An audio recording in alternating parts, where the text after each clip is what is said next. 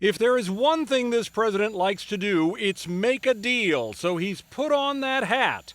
First, by cozying up to several senators who were arch rivals during the campaign. He had Texan Ted Cruz and his family to the White House for dinner, even posing for a picture with the kids. Cruz called the Trump family warm and gracious.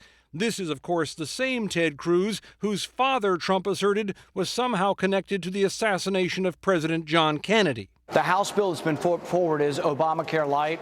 It won't work. Premiums and prices will continue to spiral out of control. Then there's Senator Rand Paul, who candidate Trump belittled on the debate stage. First of all, Rand Paul shouldn't even be on this stage. He's number 11. He's got 1% in the polls, and how he got up here, there's far too many people. Anyway. Trump now turning on the charm.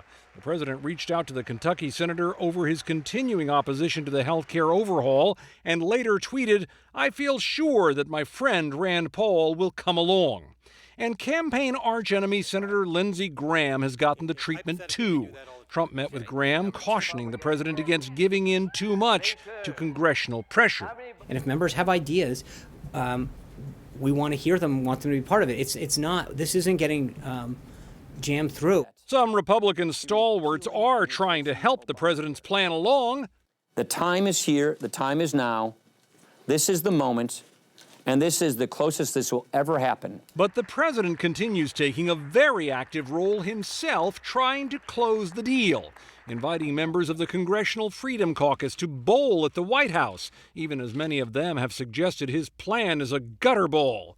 Meeting with leaders of numerous influential conservative groups, from the Heritage Foundation to Tea Party supporters, and making plans to hit the road and whip up popular support too. I think really that we're going to have something that's going to be much more understood and much more popular than people can even imagine.